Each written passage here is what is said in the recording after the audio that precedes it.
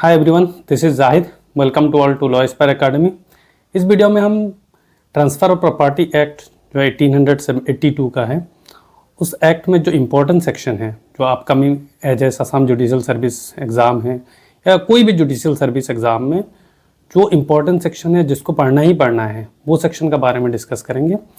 ठीक है ना। बाकी जो सेक्शन रहेगा वो सेक्शन आप सिर्फ रीड मारोगे और एमसीक्यू सॉल्व करोगे, हो जाएगा। लेकिन ये सेक्शन जो है आपको पढ़ना ही है। प्रीलिम्स के लिए भी बहुत इंपॉर्टेंट है, मेंस के लिए भी बहुत इंपॉर्टेंट है। ठीक है ना। कम्पिटिटिव एग्जाम में ये चीज़ होता है, हमको पता होना चाहिए क्या चीज़ पढ़ना है, क्या चीज़ नहीं पढ़ना है ना। कोई भी एक्ट में बहुत सारे सेक्शंस होते हैं तो सब पढ़ना नहीं होता है, कुछ सेक्शन को हमें स्किप करना होता है, कुछ सेक्शन को थोड़ा बहुत रीड मारेंगे हो जाएगा, लेकिन कुछ सेक्शन जो है डिटेल्स में हमें जाना है। तो आज जो वीडियो है हमारा, उसमें जो डिटेल्स में जाना है ना सेक्शन, उसका बारे में हम डिस्कस करेंगे। तो स्टार्ट करते हैं। जो ट्रांसफ़र ऑफ प्रॉपर्टी एक्ट है 1882 का है ना, तो उसमें पहला चीज़ यहाँ पे ये है आपका, ठीक है ना, ये देख सकते हैं चैप्टर जो 1 है प्रिलिमिनरी है ना, इसमें पहला जो सेक्शन है 1 है, शॉर्ट टाइटल है इसमें, मतलब एक्ट का नाम क्या होता है, कमेंसमेंट है, कब से काम इनटू फोर्स में आया है, एक्सटेंड है वो कहाँ कहाँ एप्लीकेबल होता है ना, कहाँ तक एप्लीकेबल होगा, ये सब चीज़ें हैं। मेनली प्रीलिम्स पर्सपेक्टिव में ज़्यादा इंपॉर्टेंट है ना, प्रीलिम्स में आ सकता है ये सब क्वेश्चन। ठीक है ना। कमेंसमेंट कब से स्टार्ट हुआ है ना, एक्सटेंड कहाँ कहाँ एप्लीकेबल होगा, ये एक्ट है, वो चीज़ हमको देखना है। ठीक है ना। जस्ट हमें अंदर में नहीं जा रहा हूँ, मैं जस्ट आपको बता रहा हूँ कौन कौन सा सेक्शन इंपॉर्टेंट है वो देखना है। जो सेक्शन 3 है इंटरप्रिटेशन क्लोज है, डिफरेंट डेफिनेशन दिया हुआ है, इमूवेबल प्रॉपर्टी क्या है, एक्शनेबल क्लेम क्या है, इस तरीके से डेफिनेशन आपका दिया हुआ है इस सेक्शन के अंदर। जो 2 हमें नहीं देखना, सीधा 3 में आ गए। तो 3 में ये सेक्शन जो है इंपॉर्टेंट है, प्रीलिम्स में भी मेंस में भी, दोनों जगह पे ये इंपॉर्टेंट है। ठीक है ना। इसके बाद जो सेक्शन 4 है, enactment relating to contracts to be taken as part of contract act and supplement to the registration act, ये सेक्शन जो है प्रीलिम्स पॉइंट ऑफ व्यू से इंपॉर्टेंट है ना, तो ये सेक्शन को आपको देख लेना है। ठीक है ना। इसके बाद जो है अगला जो चैप्टर है, चैप्टर 2 है ट्रांसफ़र ऑफ प्रॉपर्टी एक्ट। ठीक है ना। बाई एक्ट ऑफ पार्टीज का एक्ट का थ्रू जो है, जो सेक्शन 5 से लेकर 37 तक जो है इमूवेबल प्रॉपर्टी से रिलेटेड है ना, transfer of property whether movable और इमूवेबल। ठीक है ना। ये भी एक क्वेश्चन बनता है, जो मूवेबल इमूवेबल दोनों प्रॉपर्टी से ट्रांसफर ऑफ प्रॉपर्टी जहाँ पे एप्लीकेबिलिटी हो रहा है, तो ये सेक्शन 5 से लेकर 37 तक दोनों मूवेबल प्रॉपर्टी में, इमूवेबल प्रॉपर्टी में भी एप्लीकेबल हो रहा है। तो इसमें भी जो सेक्शन इंपॉर्टेंट सेक्शन है जो हमने लिया है, सेक्शन 5 को देखना है आपको। ठीक है ना। यहाँ पे जितना सेक्शन है प्रीलिम्स में भी मेंस में भी दोनों जगह पे इंपॉर्टेंट है। सेक्शन 5 है, 6 है, 7 है, 8 है, 9 है, 10 है, 11 है, इतना पढ़ना पड़ेगा। ठीक है ना। इसके बाद बीच में गैप 12 को इतना इंपॉर्टेंट नहीं है, 13 को आ जाना है हमें, ट्रांसफ़र बेनिफिट 1% ना, बहुत इंपॉर्टेंट है। 14 भी इंपॉर्टेंट है, 17 भी इंपॉर्टेंट है, 19 भी इंपॉर्टेंट है, 21 है, 25 है, 35 है ना। बीच में बहुत सारे सेक्शन हमने स्किप कर दिया ना। बाकी जो सेक्शन है ना 25 का बीच से 26, 27, 28, 29 इस तरीके से सेक्शन हमने नहीं लिया। 35 जो है नेक्स्ट सेक्शन ले लिया ना, बीच में इतना सेक्शन को गैप दे दिया। तो वो सब सेक्शन को जस्ट हमें क्या करना है, रीड करना है, एमसीक्यू सॉल्व करना है, तो हमें सॉल्व हो जाएगा। मेंस में भी क्वेश्चन आने का चांसेस बड़ा कम होता है। प्रीलिम्स में भी इंपॉर्टेंट मेनली यही एरिया से ज़्यादा क्वेश्चन चांसेस हैं। बाकी एक आध दो क्वेश्चन अगर उस एरिया से आ जाएगा तो उस एरिया को जस्ट हमें क्या करना है, रीड मार के एमसीक्यू सॉल्व करना है, हो जाएगा आपका।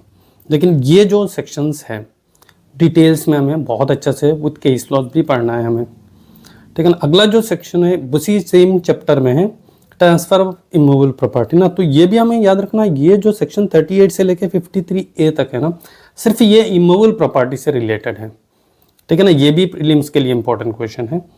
ठीक है ना। जो सेक्शन 38 से लेकर 53A का बीच में जितना सेक्शन है, ठीक है ना, उसमें भी सब सेक्शन हमें नहीं देखना है। जो इंपॉर्टेंट सेक्शन है वो है आपका सेक्शन 41 है, ट्रांसफर बाय ऑस्टेंसिबल ओनर है, 43 है transfer by unauthorised person who subsequently acquires interest in property transferred, या 51 जो है improvement made by bona fide holders ना, इस तरीके से चीज़ें हैं। 52 है ट्रांसफर प्रॉपर्टी पेंडिंग सूट है ना।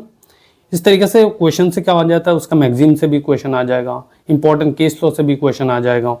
ठीक है ना। तो वो चीज़ भी डिटेल्स, मतलब यहाँ पे जितना हमने सेक्शन लिया है ना, टोटल 137 सेक्शन है इस चैप्टर ट्रांसफर प्रॉपर्टी एक्ट में, लेकिन हमने जो है ओनली 57 सेक्शन को लिया है। ठीक है ना। वही देखना है हमें। इसके बाद जो है 53 है, इसके बाद 53A पार्ट परफॉर्मेंस है ना। तो ये हो गया हमारा चैप्टर 2 में इतना ही चीज़ें हैं, ठीक है ना। इसका बाद जो है नेक्स्ट चैप्टर में आ जाते हैं, चैप्टर 3 है, ठीक है ना। अब सेल्स ऑफ इमूवेबल प्रॉपर्टी ना, सेल्स है किसका, इमूवेबल प्रॉपर्टी का सेल्स है। तो उसमें सेक्शन 54 बहुत इंपॉर्टेंट है, 55 है जहाँ पे rights and liabilities of the buyer and seller ना, सेल क्या है वो डिफाइन करता है सेक्शन 54 में। 55 में rights liabilities of the buyer and seller ना, मैं इसमें भी बड़ा इंपॉर्टेंट है ये क्वेश्चन ना, प्रीलिम्स में भी इंपॉर्टेंट है। इसका बाद जो है नेक्स्ट चैप्टर है, चैप्टर 4 है, ठीक है ना। यहाँ पे भी बहुत सारी चीज़ें हैं, जैसा ये mortgage of immovable property and charges ना, इस चैप्टर में दो चीज़ें हैं, मॉर्गेज है और चार्ज है। मॉर्गेज से रिलेटेड बहुत सारे क्वेश्चन आ सकता है, जिसमें हमें कुछ सेक्शन में डिटेल्स में जाना है। जैसा यहाँ पर सेक्शन 58 है ना, मॉर्गेज क्या है, मॉर्गेजर कौन होगा, मॉर्गेजी कौन होगा, मॉर्गेज मनी, मॉर्गेज डीड, ये सब डिफाइन किया गया है। इसके बाद उसका ABCD करके इस तरीके से ना, 58 का A बे इसमें ये डिफाइन किया है, B से ये simple mortgage, different kinds of mortgage के बारे में। तो simple mortgage, mortgage bye conditional cell है, यूज़फ्रैक्चरी मॉर्गेज है, इंग्लिश मॉर्गेज है, mortgage bye deposit of title deeds, anomalous mortgage. तो ये सबको बहुत ही डिटेल्स में हमें देखना है, ठीक है ना। इससे कुछ भी क्वेश्चन बन सकता है, बहुत ही ज़्यादा इंपॉर्टेंट है। इसके बाद जो 58 के बाद सीधा 60 है, right of mortgagor to redeem ना। तो इसमें बहुत अलग अलग टाइप का, जैसे वन से mortgage, always a mortgage, clog and redemption, इस तरीके से क्वेश्चन भी आ सकता है। तो इस सेक्शन को भी डिटेल्स में देखना है। इसके बाद जो है राइट टू फोरक्लोजर और सेल ना, जो ये मॉर्गेजी का जो राइट है 67 में, वो भी हमें देखना इंपॉर्टेंट है। उसका साथ साथ जो है मॉर्गेज मनी से right to sue for mortgage money 68 है, वो भी देखना है। इसका बाद जो है ये सब चीज़ें, मार्शलिंग हो गया, शॉर्ट नोट आ जाता है, कॉन्ट्रीब्यूशन, ये सब में शॉर्ट नोट 3 मार्क्स का, एजेस के लिए मेनली शॉर्ट नोट आ जाता है ना। तो इस तरीके से क्वेश्चन आ सकता है। या person by whom sue for redemption, कौन कौन पर्सन कर सकता है। सब्रोगेशन है, इसमें भी शॉर्ट नोट बनता है, ये 93 से भी बन सकता है, प्रोहिबिशन ऑफ टेकिंग ना। चार्ज जो है उससे पूरा क्वेश्चन बन सकता है, 100 में जो चार्ज है ना। तो ये चैप्टर में जो चैप्टर 4 में ना मॉर्गेज है और चार्ज है, तो ये दोनों इसमें ये इंपॉर्टेंट सेक्शन है, 58, 60, 67, 68, 82, 91, 92, 93 एंड 100 है ना। ये सेक्शन को हमें देखना है।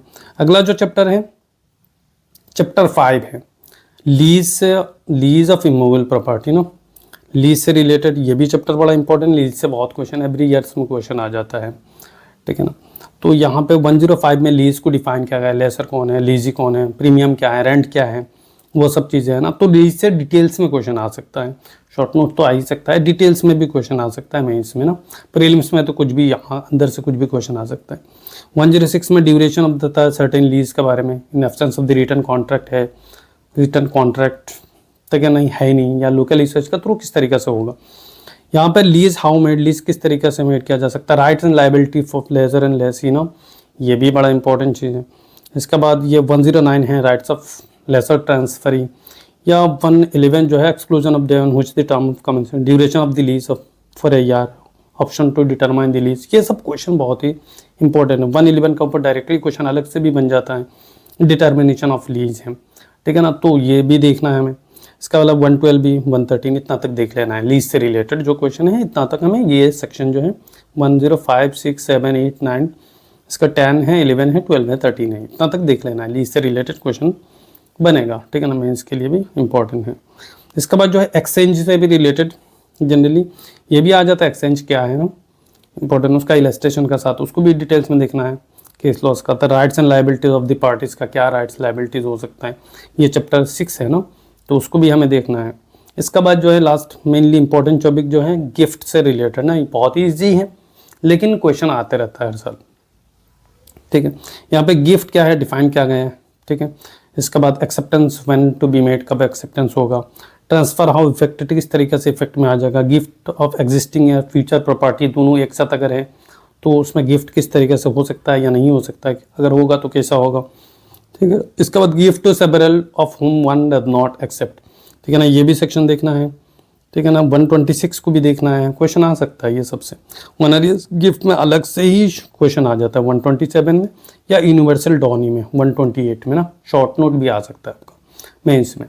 प्रीलिम्स में देखिए ये सब सेक्शन से तो क्वेश्चन आना ही है। प्रीलिम्स का क्वेश्चन हमें कैसा पता चलेगा, सेक्शन को पढ़ना है, इंपॉर्टेंट केस लॉज को भी पढ़ना है, एमसीक्यू करना है, ठीक है ना। एमसीक्यू जितना हम करेंगे क्या हो जाएगा, उससे हमें आइडिया लग जाएगा किस टाइप का क्वेश्चन पूछा जा सकता है ना।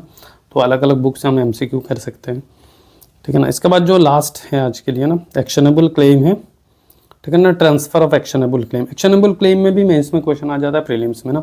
एक्शनेबल क्लेम जो है डिफाइन भी किया गया है इंटरप्रिटेशन क्लोज में, जो सेक्शन 3 में, उसका साथ हमें ये सब सेक्शन देख लेना है। ट्रांसफर ऑफ एक्शनेबल क्लेम है ना, किस तरीके से नोटिस, राइटिंग साइन, तो ये सेक्शन 130, 31, 32 एंड 33 के साथ, ठीक है ना, वो चीज़ भी देख लेना है एक्शनेबल क्लेम्स के लिए। मेंस के लिए भी क्वेश्चन हमें देख लेना है, ठीक है ना। तो ये टोटल जो है 50 सेक्शन, 7 सेक्शन हमने लिया है टोटल। जो एक्ट में 137 सेक्शन है, ठीक है ना, लेकिन हमने क्या लिया है 57 सेक्शन लिया है, जो बहुत मोस्ट इंपॉर्टेंट सेक्शंस हैं जिसको आपको देखना ही देखना है, ठीक है।